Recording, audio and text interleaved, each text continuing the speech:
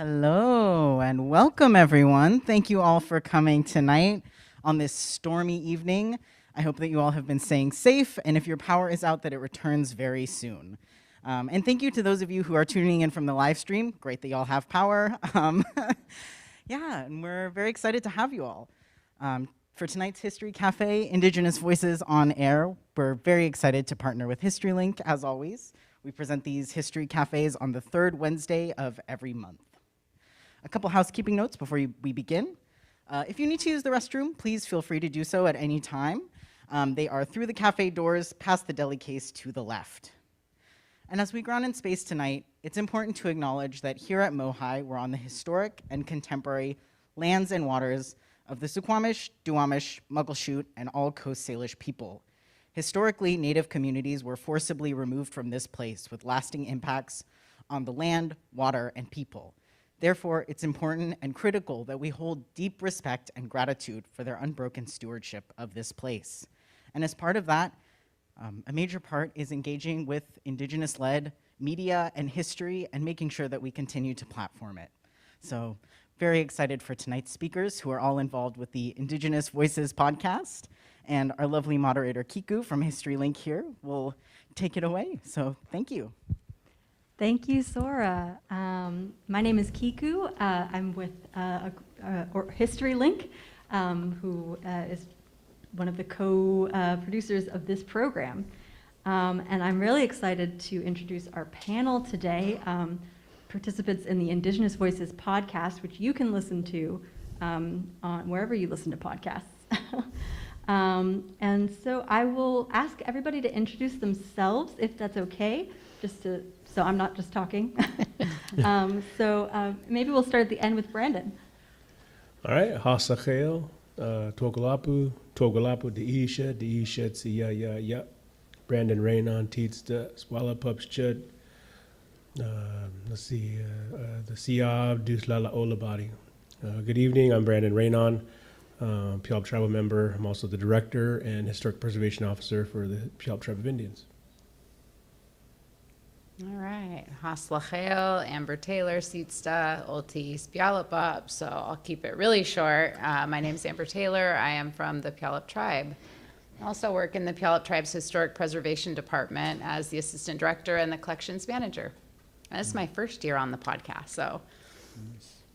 Yeah.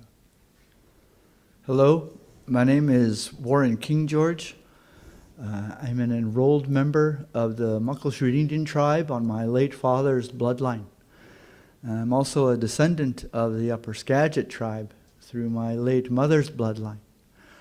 I'm employed with the Muckleshoot tribe as a historian in the preservation program. It's good to see you. Hi, my name is Caitlin O'Connell. I'm the curator of collections at Fort Nisqually Living History Museum. I use she, her pronouns, and this is also my first year working on the podcast. Hi there, I'm Jennifer Odd. I'm the executive director at HistoryLink, and I've been the moderator for the panels and podcasts. Thanks so much. Jen, maybe you can continue by telling us a little bit about what the podcast is, in case anyone here hasn't listened to it. Sure. I can give you a quick overview about, I should know this, 3-4 years ago, right during the pandemic, the worst of it, Elizabeth Red from the Fort Nisqually Living History Museum was working on a Fort from Home program, which was their clever way of reaching out to the community during the pandemic. And we were going to have a panel discussion about the treaty wars. And I'm smiling because I think it's funny that we thought we would have one panel discussion to cover the topic. And I was so very lucky that they reached out to me to moderate those panels. And so we did the first panel. We had several hundred people that attended online, and the discussion and the comments was robust, and so we thought it was worth pursuing, and so we did a couple more panel discussions, and even then there was still so much to talk about and so many opportunities to discuss different topics. So I think it was Warren's idea to try out the podcast model. And so luckily the museum sought out funding and got that pulled together, and we produced our first season And then there was still too much to talk about, so we started a second season, and we just finished recording that the last episode for that. So those come out via the podcast service, and they're really great fun to listen to. So. Lauren, would you be able to talk a little bit more about this inspiration to turn the panel series into a podcast? Absolutely. So the podcast itself, or the original panel that we put together, consists of 2 recordings of 2 sittings, and like Jennifer mentioned, the subject matter was so important, and it just wasn't enough time. We didn't have enough time to cover all the topics that were related to the actual treaty war, because if you're going to talk about the treaty war, all these other subjects, all these other topics were directly and indirectly related to the treaty war, and so we decided to expand it. This was a great opportunity. Like my traditional teachers would say, this is a great opportunity to teach and to share. And what better way to do it in these 15-minute, 10-minute recordings where we can share a little bit about who we are and where we come from. Because simply put, the conversations that we were having are not conversations or topics that were taught in public school, in public education settings. Even in the college level classes didn't cover the material that we covered in those episodes. And so that's really what led to the podcast, meaning that we could reach more people, we could share with more people about who we are and where we come from. Thanks so much. This next question is for anyone to jump in. One of the speakers on the podcast is Danny Marshall, former chair of the Stilcombe tribe. And he says in his introduction to the podcast that he wants to make sure that, quote, expertise of tribal people is shared in a good way. I'm wondering if you would like to share what you consider a good way.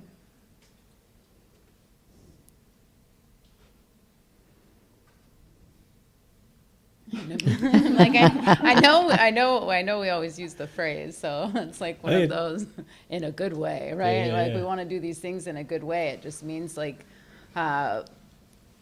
typically with a good mind and a good heart, you want to put everything into it that you would, it's a good way if you want to do it in a good way. Yeah. You want to have your story told in a way that is respectful to yourself, your family, but your ancestors, and you want to tell that story in your voice. Like Amber was saying, you say it with a good mind, with good intentions, with the purpose of educating. And for instance, we were educating the ignorance out of people. Because we face that a lot. Every one of us in our jobs, we face a lot of ignorance, and so sharing these stories in a way that helped clarify a lot of things and help people understand who we are, but do it in a respectable.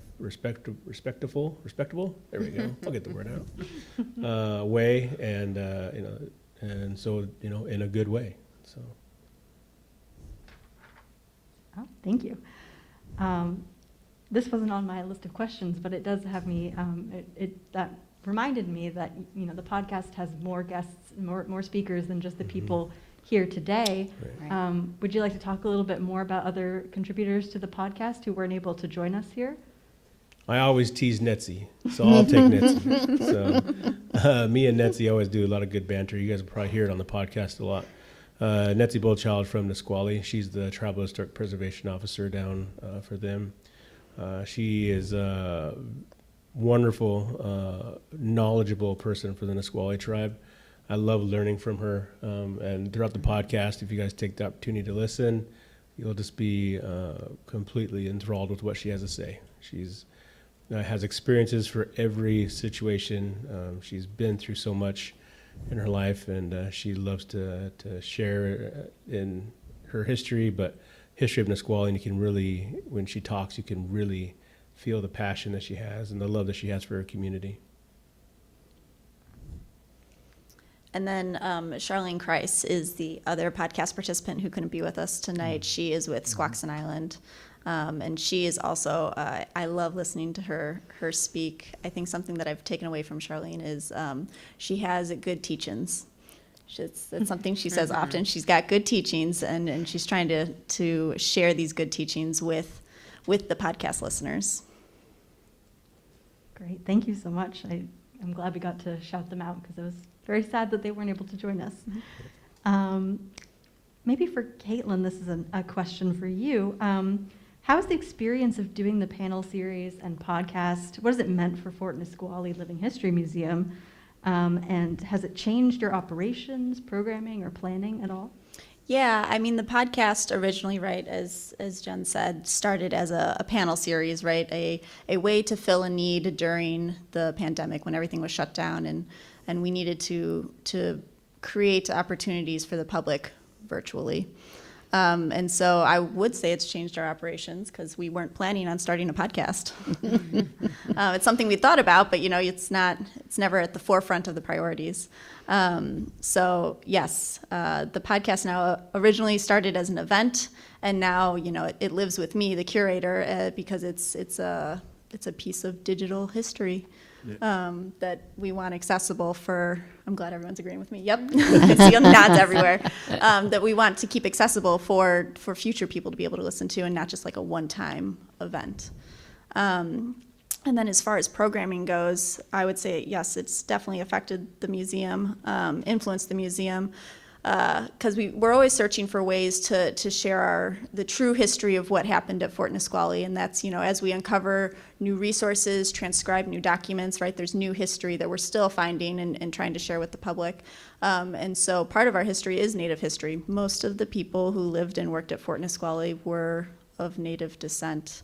And so this has kind of provided us with new context for being able to share that history. I know for myself, I'm not from the Pacific Northwest region. I grew up in the Midwest where I'm from Illinois specifically, where there's no tribes. So learning tribal history for me is something new, and so I'm continually learning new information, and it's bringing context to my job specifically as I'm trying to share Fort Nisqually history with the public. And also our interpreters, right, have this new context, right, so they're able to share additional history and kind of frame Fort Nisqually with this information that they didn't have previously, right? Because all of our written documents are written by the men who were in charge at Fort Nisqually, who were not Native and did not have the Native perspective. Jen, how about you? How has it changed your operations, programming, and planning at HistoryLink? Well, there's the HistoryLink perspective, and then my personal experience. From HistoryLink's perspective, having an online encyclopedia allows us to have a large number of articles. We have 8,200 articles. And so our idea has always been to build a matrix of stories, because then you can sort of take an event or a place and look at all the facets. But we have often relied primarily on written materials, things that are collected in archives. And that is one part of the story. And it's useful, but it is not the full story. I just heard a great quote from Willie Frank. He was speaking after a film screening, and he said, we want to make sure that people have all of the puzzle pieces so that when they're putting the puzzle together, they can get a full picture. And I just think that is the perfect way to explain it, because if you have all the pieces, then it comes into focus and you can see with clarity. And I've often known that there's things we don't know if we're only consulting the documents that are in archives, but I didn't know what I didn't know. And when I've gone prior to this project, when I've gone out to tribes to try and learn, there hasn't always been the time to build the relationships that you need to build the trust and to build the knowledge, and just get to know people. And this has been just an amazing experience for that, is to actually have the time, and I get to sit and listen to all these amazing stories. And I mean, there have been a few times where it's rocked my world. I remember moderating when the young folks from Muckleshoot they did their 7 myths of the treaty wars, and it's on the online thing. I highly recommend it. And one of their points was that the tribes won the war. And you nodded, but I was very much in the teaching that I grew up with. That the war was about pushing the settlers out, and that the tribes lost the wars because that didn't happen. And I never even questioned that, never thought about it. But then when I heard these young people talk, and then you start to fill in with all the other things that I learned as we were doing these panel discussions, I was like, oh my gosh, that just completely shifts the discussion. And I have a completely different understanding of how I hear information and what I'm learning. So that has been remarkable. And then it's just opened a lot of doors for us as far as knowing questions to ask and knowing how we might sort of proceed in a way that is mutually beneficial for us and the tribal staff that we're often asking for information from, and how we can sort of plan our content development so that we put all those puzzle pieces together and people can find them. So it's been awesome.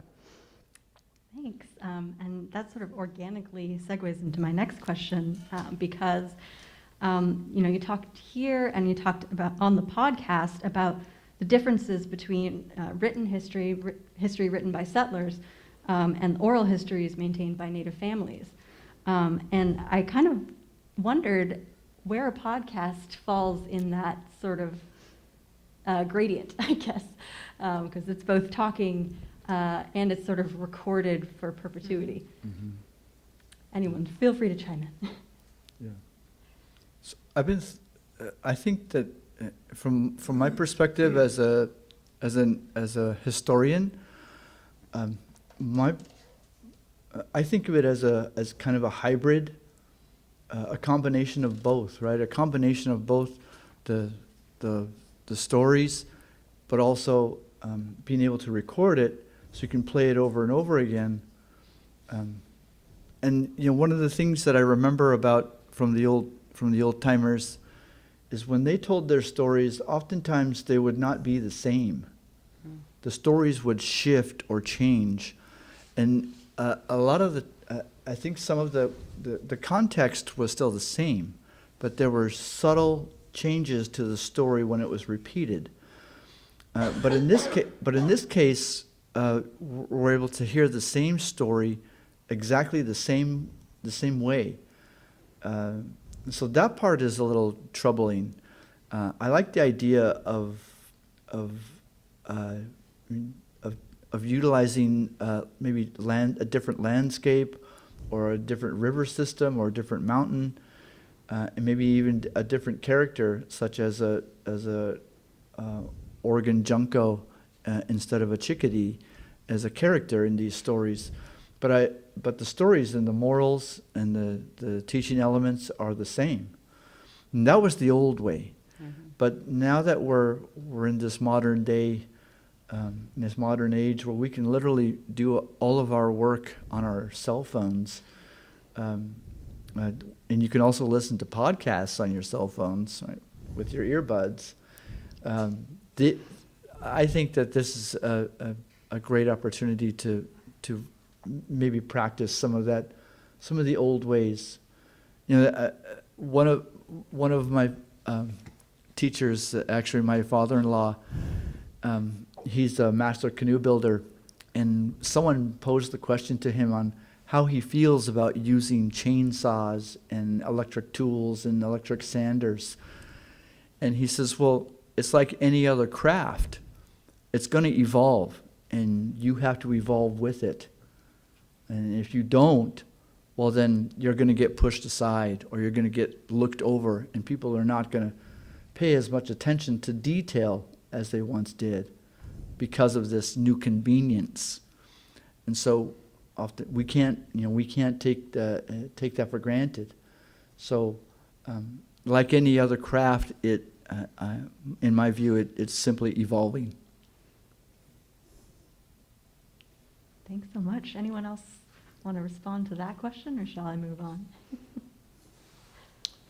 I think I think compared to like our language speakers that we have recordings from, like the turn of the century or the early either 60s, 40s. We have the stories, like Warren was alluding to, we have those in recording. And so I think of it as these are tools for the podcast can be the same type of tool that my grandkids, my great-great-grandkids will be able to hear what it was like to be Puyallup learning the language again. The language is coming back because of everything that our ancestors had to endure. Now they'll have recordings of, hey, my great-grandpa Brandon was, here he is introducing himself as, in the language. How cool is that? And hopefully, and I've been teaching my kids language, and so here they will be hopefully, hey, now we know how to say it, and this is because great-grandpa Brandon or someone did it, right? So I think of it that way, like this is a way for the next generation of Puyallups or, youth to learn history. And so we're just building that library, as Jen was alluding to, available for our future descendants. And so I like it just in that aspect, that we're going to be able to share our stories, and they'll be able to hear it in a manner where we can now reference further back, like we're referencing Willie Frank, and then they'll be able to kind of connect and be that bridge between our ancestors that we think about way in the distance, or we'll be that little bit closer to them. I think for me, I would have to say that having a podcast is basically expanding our community, right? So, traditionally stories and oral history would be told within our community, and it might have been shared with another close community while we were traveling or having guests. But this is a way for us to be able to share our history not only with the broader community, the non-native community, but also our own people that live very far away, right? Because we were scattered. We were really scattered all the way. We have folks in Europe. We have people that have lived in Australia. So we have tribal members all over the world. And it's a way for them to be able to get a little bit of that knowledge and have maybe a little bit more understanding of what happened here and why they may not be here, right? We had adoptions and all kind of things that happened, boarding school, disassociations. And so it's a way for them to also learn about our history and what happened here and have that connection as well. Yeah, wow, that's a really good point. Sort of also leads again into my next question. There are lots of discussions on the podcast about the way that different generations have experienced being Native and growing up Native in this region. And I'm wondering where you see the next generation, where the changes are showing up already in Gen Alpha, I guess you might call them.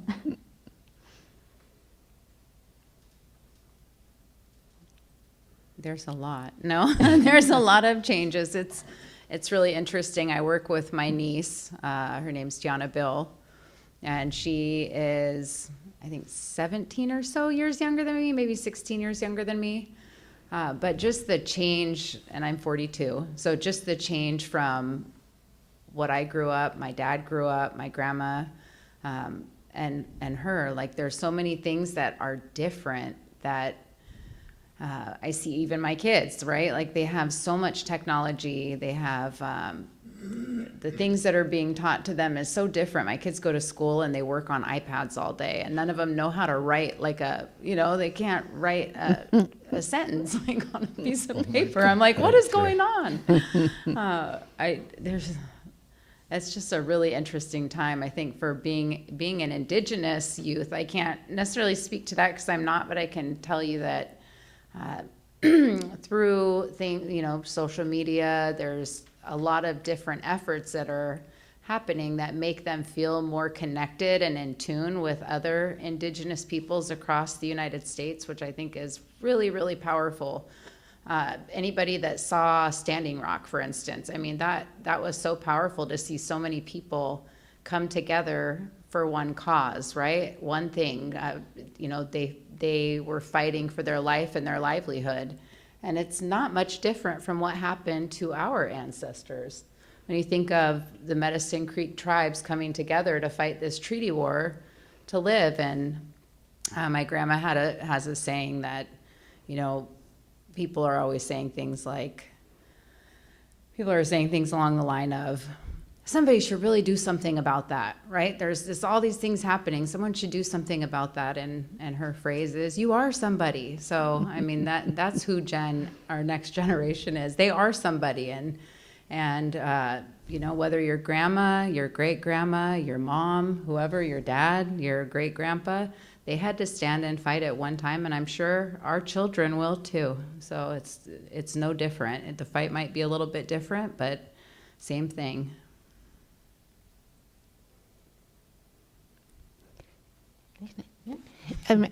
Brandon and Warren, do you remember? I'm trying to remember what was the impetus for when we videoed the young people for one of the panel discussions. Do you remember? I remember it being an interesting discussion, but I'm trying to remember what exactly we talked about before we did that. We were talking about the impacts that the youth have noticed from what we knew about the treaty war, but did they know about it? And if they did, what did they know about it, right? And what could they tell us in their own words about it? And it was really interesting to hear their answers. It was I think one of the best episodes too. It didn't involve us, but hearing their perspective and hearing how they have noticed the sacrifices of their grandparents, our parents, and how they benefit from it, it was really interesting to see. And that's right. Tiana was on that panel. Yeah, that's right. My niece was. Tiana was on that That's panel. Yeah. She was lovely. Yes. I remember a conversation, one of the conversations that forked off from that, Jennifer, was we talked about identification. How is it that today's youth, one of the challenges that we as elders is reminding our younger generation, the children and grandchildren, about who they are and where they come from. And there's, in my opinion, some of the younger generation have identity crisis. And that comes from that assimilation campaign that began hundreds of years ago, right? That retrain these native people to live our ways and to walk our trail and to abandon their traditional trail, abandon their original trail. And so I think that some of that kind of, it still echoes in our youth today. And so there's this huge push by our elders to be a little bit more forceful and not just asking our children and grandchildren to sit down, but make them sit down so that we can share just a little bit of our history, share a little bit about our identity. And we do that through memory. We do that through testimony, right? What we experienced as children. I'm 59 years old. I was born in 1965. And so I've got some memories of some wonderful activities that existed in our village in Muckleshoot that doesn't exist anymore. Our tribal chairman was asking me about spearfishing, and my response was, as a boy, I really got something that I kind of take for granted. But as a boy, traveling with my father down the White River, it was common to see other fishermen driving down the gravel road with their spears tied to the side of their pickup trucks. And oftentimes they'd be sitting on the river, on the banks of the river, just sitting there. Well, it looks like they're just kind of relaxing, but actually we call that, it's called sitting on the riffle. You're sitting on the riffle waiting for the salmon to swim up. And when you hear that, you listen for that, even in the dark, you can hear the salmon fighting the riffle, fighting the current. and the fishermen will run out there with this spear pole to get that salmon. You know, as a boy, I got to see that. That was something that doesn't exist anymore. Nowadays, this generation, they just call the fisheries department, fisheries program at the tribe and ask when the next opening is, or go down to the First Avenue landing and, you know, someone will give you a fish. And if you ask them, yeah, that's the way it is now. Or bring me a fish when you come home. You know, they'll bark that out to their uncle or to their auntie. Hey, bring me a fish when you come home. I'm fish hungry. Oh, boy. That wouldn't fly if the old man was still alive. But that's just an idea. It gives you an idea of the contrast, you know, of how different things were. But you know, at the same time, I'm still happy that the children are wishing for fish. I'm happy that it's still part of their diet, right? Because I consider that as an identity marker. You know, being able to fillet a fish and dress it out properly, and knowing what parts to throw away and what parts are edible. So there's a process to it, and you know everything from saying the prayer for your fish, and everything from sharpening your knife, or making sure the fire is just right. So there's much more to it than just, you know, wishing for a fish, wishing for someone to bring you one. So in my opinion, that's what I think is the big challenge here. Thank you. So of course, different members of the podcast come from different tribal backgrounds. I'm wondering what you've learned from each other, different perspectives on the treaty wars and their legacy. If there's anything new that you learned or a different perspective that you didn't know about before.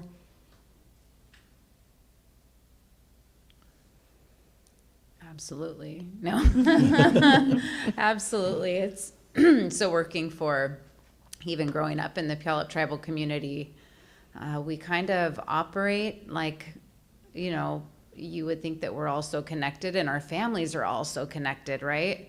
But there's a lot of information and knowledge that I don't personally know about, you know, Muckleshoot or Squaxin or Nisqually, like especially as an adult and the field that I'm also in, working with history, so much of that focus is on our tribal history and our tribal community. And so it's been really, really something to be able to hear and learn about, you know, what happened at Nisqually and how that happened at Muckleshoot and how that happened at Squaxin. They are very different. Like, we all went through very similar things, but they were different. They were, and that's probably the saddest thing when you think back into the treaty wars, is like, and how we were put onto reservations in the first place, is how disruptive that was, right? That was very disruptive. Our communities were always close communities. They're our neighbors, so. But yeah, I've learned so much just listening to other perspectives and other history. Absolutely. Yeah, I've really loved learning from Warren on this podcast.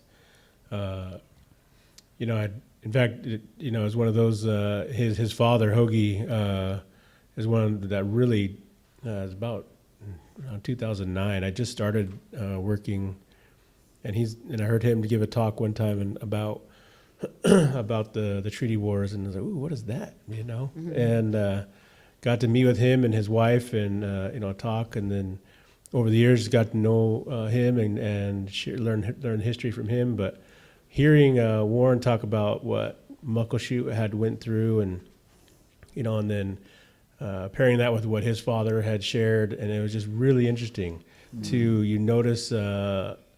All the tribes were interconnected. All the tribes who battled together, they all knew each other already. It wasn't like a random group from Puyallup joined up with a random group from Muckleshoot or a random group from Yakima. No, these are all family. They're all acquaintances one another, and they together stood up against the Washington militia, eventually the U.S. Army, you know, and we beat them up. You know, we made them, you know, turn tail and run. back to the negotiation table. Really, I know my lawyers are going to hate me saying that word, but we were able to get things changed. Muckleshoot got a reservation. I've always wondered, you don't see Muckleshoot on, specifically on the treaty, but now we know. It was through this effort, a joint battle to battle for one another, and get that land that they needed to live on, and and so we now know, so we now have the information about how we all battled together all the way to even post treaty. We talk about this in our follow-up podcast. I think maybe season 2 we talk about the allotment era, and you start noticing that the treaty warrior survivors, they all now live next to each other, right, on the allotments. They picked allotments near each other, or the warriors that survived, they surround. Warren's dad really pointed out and noticed that the warriors would surround one of their friends' spouses who now was a widow from the battle. The warriors banded together and they surrounded her and her family to help protect. And you see that all throughout. Brings a whole new perspective when you look at an allotment map and who you're next to. You see your family and you're like, oh yeah, Wapato John was here, but he's next to so and so, and then he's next to so and so, and they battled together in the treaty war. And so it was just really interesting to see that cohesiveness, that bond, that coming together as one people, not as individual nations. We were Asa Tabuth, we were the people, and we're gonna fight together. And so it's really good that we had this podcast did the exact same thing. We weren't Muckleshoot, we weren't Puyallup, we weren't Nisqually, we were Asa Tabuth talking about and sharing our history.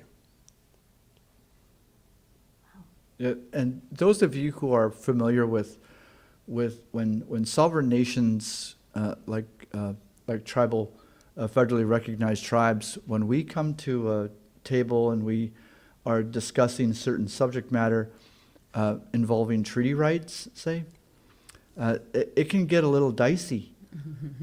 We can get pretty protective over what we believe is our usual and accustomed areas.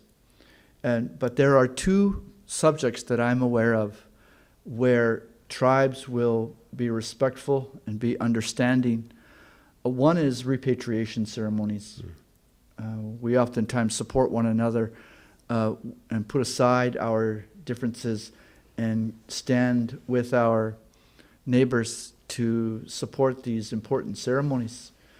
And the other is discussions about the Medicine Creek Treaty War, because we're learning and we're discovering exactly what our ancestors started generations ago. They started this relationship. They showed us how to support one another during really hard times. I mean, that's who you're going to call when you get backed into a corner. You're going to call your most trustworthy friends, your most trustworthy relations.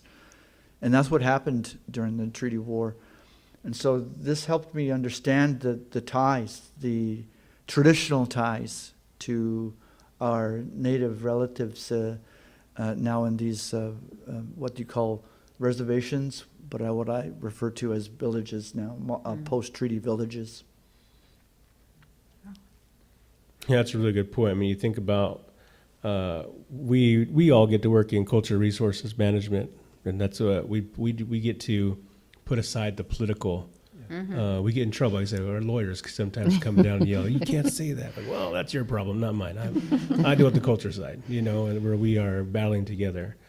And we joke with Muckleshoot, they're upper Puyallups, and we joke with Nisquallies, they're lower Puyallups, and vice versa, right? And so it's just really interesting, that what I really like is that we can always put that stuff aside for the culture, for who we are as a people. It just, so. Yeah, that's considered neutral ground, right? Yep. Yeah. The work that needs to be done is more important than our opinions or our personal interest. I often tell my tribal council too that you guys deal with politics, we deal with the spiritual side. We deal with the ancestor side, which we all get a really unique opportunity in our line of works with our individual tribes. We get that real special connection to work with the ancestors. I've told my tribal council, you don't get to do that. We get to do that on a daily basis. We've been either placed here or we've all ended up in this field for a reason. And if you can always trace it back to an ancestor or there's a spiritual reason that we're brought to these places, because we have the ability to carry that message that they want to hear. We have the broad enough shoulders to bear the weight of their story and to share it in a way that they find acceptable. If we share their story, I can tell you numerous times where if I'm not doing telling the story the way it's right should be, man, it doesn't go. It doesn't work. It doesn't flow. But when we're doing it the right way, in a good way, we're back to that good way. When you have a good heart and you have your best intentions, man, I tell you, the ancestors will speak through you and let their story be heard. And so, I love watching that in this podcast where, man, Warren's preaching it today, or Netsy's, she's on it, and you're feeling like her ancestors are really talking to her, and she's really sharing stories. And there's times where you're like, I don't know how I know that information. I know I probably heard it somewhere. Sure enough, I can't find it, but man, it was accurate. Guarantee that was an ancestor talking, and I know all of us on this panel have had that experience. Wow, thank you so much. That actually, again, leads me great into the next question. So a big topic of discussion, of course, is the numerous ways that U.S. government policy and settler actions have attempted to sever Native connections to land, language, culture, foodways, and more. But I'm really interested in hearing if there are any specific moments that you've had where you felt that connection especially strongly.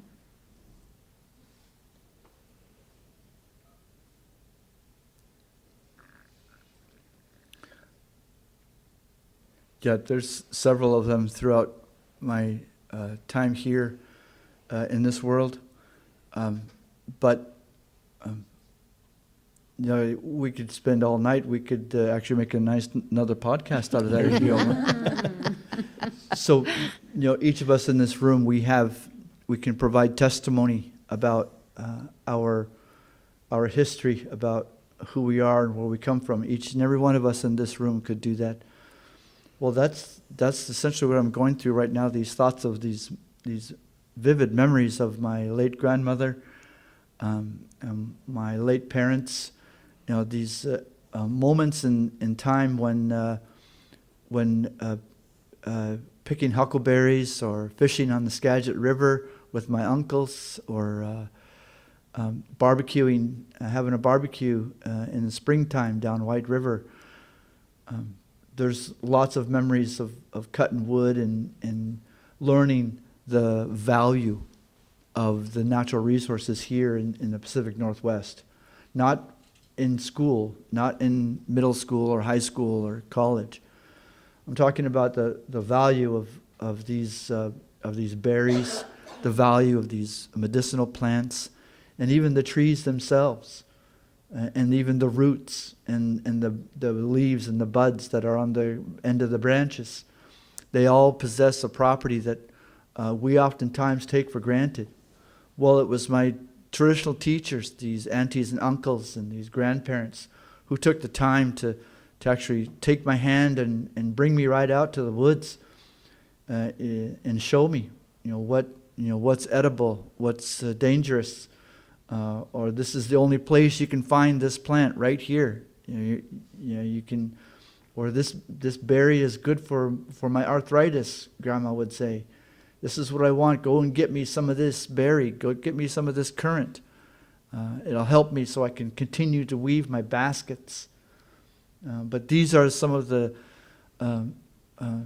memories and testimonies that live inside my head and inside my heart that remind me every single day of who I am and where I come from.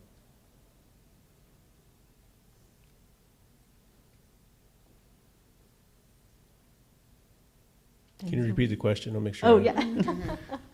I was just saying, if you have any specific moments that you felt particularly connected to your history, to your ancestors?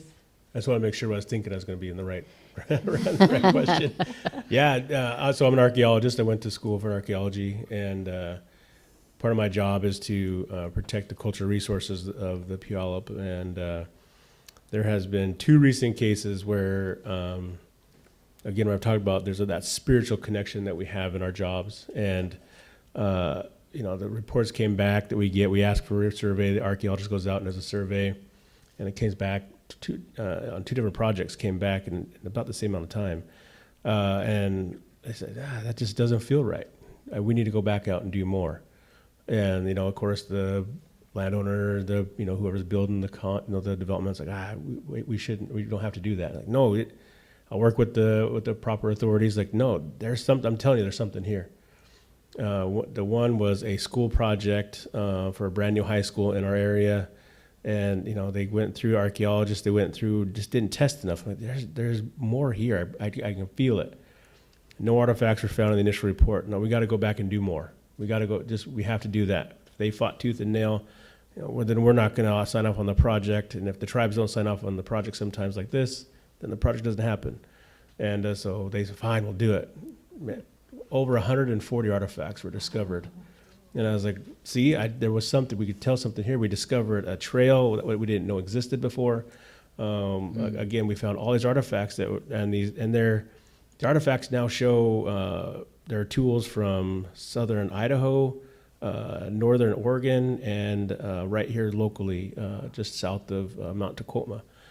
So what did we learn? We learned that the trade networks, and then the site dated to over 700 years old.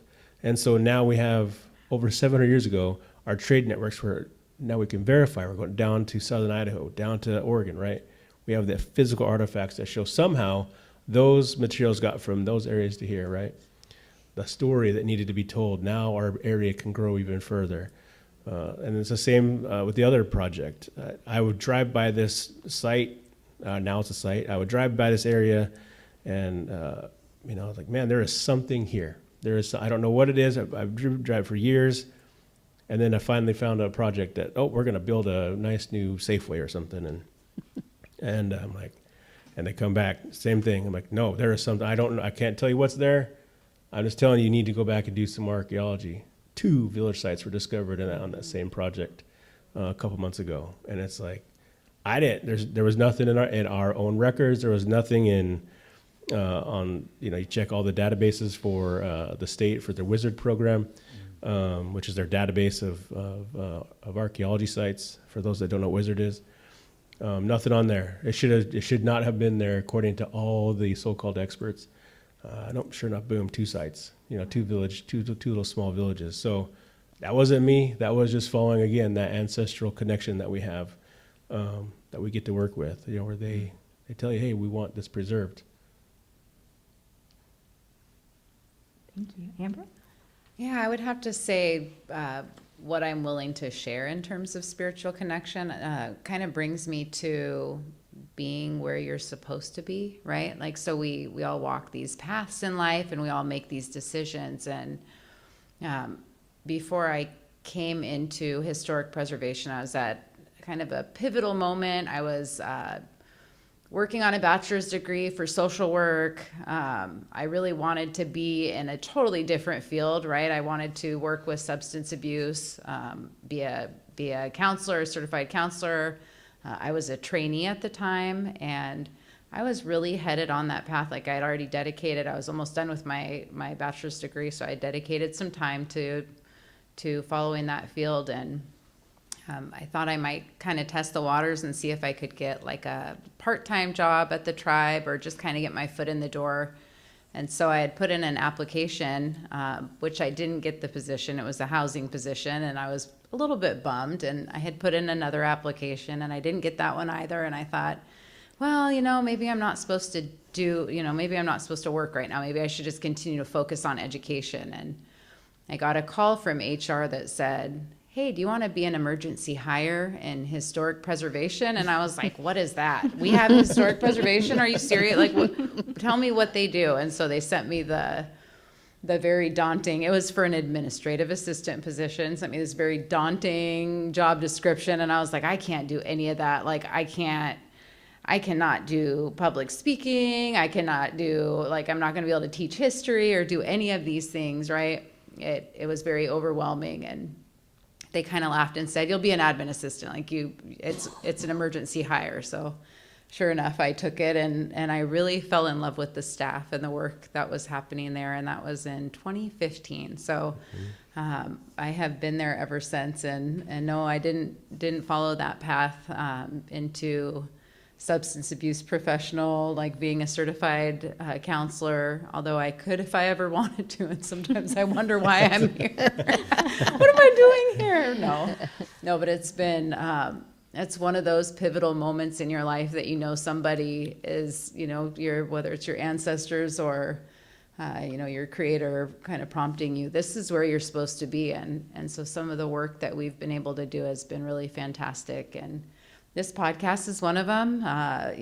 Working on pilot project museums is another, being, on development teams for longhouses and permanent museums. I mean, those are all huge things. And I think those are the things that are going to make an impact after I'm gone, right? So doing this work is impactful after I'm gone, for my great grandkids or Brandon's great grandkids, or, however long we keep this going for. But I think it's going to be wonderful. That's one of those moments for me. That's what I would have to say. Thank you so much. I think I would just have time for one more question, and we'll have a little bit of time for audience questions. But I'm wondering if you have any teasers for upcoming episodes or season 3. I mean, we are currently seeking funding for season 3 because we have some ideas that we want to share. Let's see, what are our upcoming episodes? I've listened to 3 episodes this week. Our producer's in the audience right now. She keeps sending me all the drafts. What do we got? We talk about freedom of religion coming up. That was a good episode. Man, I can't remember what's episode 8 and 9? Anyone remember? I know they're It's all. all merged. We when we record episodes, we record them like 3 at a time. I think we go We to the s- legal side, right? We go for bolt decision. Oh, Yes, that's right. that was Yeah. it, and that was a good discussion too. Yeah. Talking about the Bolt decision. When we record episodes, we record like 3 at a time. We sit down usually on a Friday afternoon for 3 to 4 hours and kind of end our weeks together. And so we have some good discussions. But yeah, they do all jumble together. As we're at the end of our recording season, just finished recording season 2, so trying to get them all edited and scheduled to come out over the next couple months. And we hope for a season 3. We hope we can get that funding because we have some really good topics that we want to dive Yeah. into even further. I mean, it's been really fun to again, it started all out as one panel. Like, remember Elizabeth said, well, just Brandon, we'll just be one night. Yeah, now, Now 3 you years got me in later. your inbox every day. Here we are. Hey guys, hi team. So, but yeah, we got some really good. I know the topics that we've discussed. If we get a season 3, they're going to be everything you need in a nice podcast. There's going to be drama. There's going to be there's going to be strong opinions. There's going to be humor. That's if you haven't guessed. And Indians, we're humorous. We like to laugh. So we laugh, we cry, we share lots of emotion. We share lots of good stories. So hopefully we get the chance to do so. Great. Well, thank you so much. I think we'll open it up for audience questions now. If anyone has any audience questions. As somebody that hasn't got any experience in listening to any of this, how do I access it? Great question. Indigenous Voices is available wherever you listen to your podcasts. But if you don't normally listen to podcasts, you can go to fortnisqually.org, and all of the podcasts are on our webpage. FortNisqually.org. Yep. And if you registered for tonight's program, we can send you the links in the post-program email. Great. Yeah. Convenient. Very nice. Any other audience questions? Oh, Not really a question, but just to give you guys a little bit of credit, I think I'd like to expand on the idea of a good way. We're living in a time now where a lot of public speech is around division and hate and attacking people and blaming people. I think what's included in the good way is that you're not doing that. You're doing it respectfully and to build connections with other peoples. And I think that gives you guys credit for the work that you're doing. Thank you. I think that is very true because there have been a lot of times where very generously and graciously the panel has let me catch up with them and learning. And I'm sure they have known that I create a timeline and questions for each episode. And I have to laugh every time because we generally start there and then it goes off where it's supposed to go. And it's just, I always appreciate that the patience and the willingness to get me where I need to be to continue the conversation. It's been really great.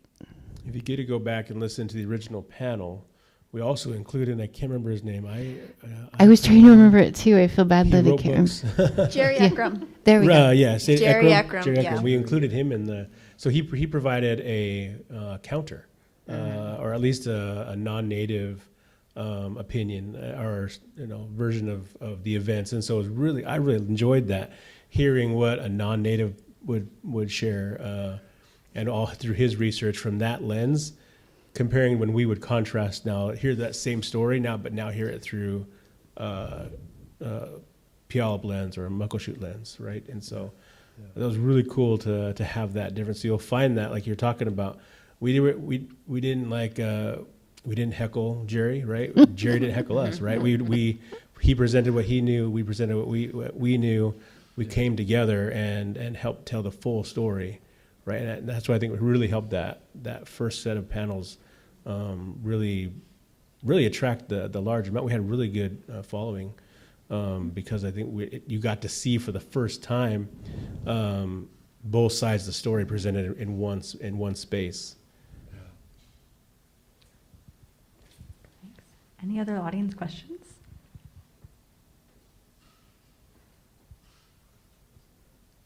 Sometimes Q&A takes warm-up time. Yeah. Well, is there anything else you'd like to share before we say goodnight? Yeah, well, I would thank you guys for coming and visiting, and thank you guys for tuning in if you're watching on the channel. This has been kind of I don't know, when I think of it, in the field that we work in, we haven't always had a relationship with Fort Nisqually, and we haven't always had a relationship with HistoryLink, right? So what a unique opportunity for the tribes to be able to, work with Fort Nisqually and HistoryLink and each other, and make something that's really incredible. Yeah, you can add Mohi to that now. Yeah. Just growing our sure. community here. Yeah. We are. We are. I think it's just great to see everybody in person. We were talking about if we all got to before here. We're like, wow, to see you in person is amazing. The We haven't most had of a- us we've had in one room at one Yeah, time. Yeah. So we always see each other in little boxes. So, I guess that's true. You would think if we're recording a podcast, we'd all be in the same room, but it doesn't Yeah. work out that way. So thanks Yeah. to technology. Yeah. It's also nice to come together like this and talk about a project that I personally view as being very successful, and being able to provide a little more context to the podcast itself, because it's very edited. So this provides us an opportunity to give you just a little bit more about some of the personalities that you're going to hear on the radio.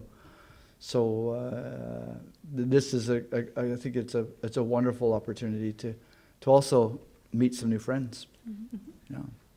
we should do a blooper episode. We have to hear all the Yeah. all the side conversations beep, that come up. beep, beep, and beeper, beep. That's right. Right. I guess on that note, please everyone give our panelists a really big round of applause. Happy anniversary, baby. You got it in there. Warren came to work on his anniversary. So Aw, I, yeah. I So apologize. nice. I didn't know. What year, Warren? Sorry, It's our babe. 12th. There She you kept me go. around for 12 years, everybody. I'm doing okay. Well, thank you again. This is a really great way to end the year of History Cafe. We're not doing next month, but we'll see you again in January. Please feel free to check out the recording of tonight's panel, and we'll send the links again. And if on your way out you would like to help Mohai and get a free historic postcard, we have some surveys. So please tell us what you think and what you'd like to see, among other things. So Okay. thank you again, everyone, and hope you all stay safe. Thank you. Thank you. Thank Thanks, you. Laura. Thank you. Yeah. And I hope your power is on. Yeah. Yeah.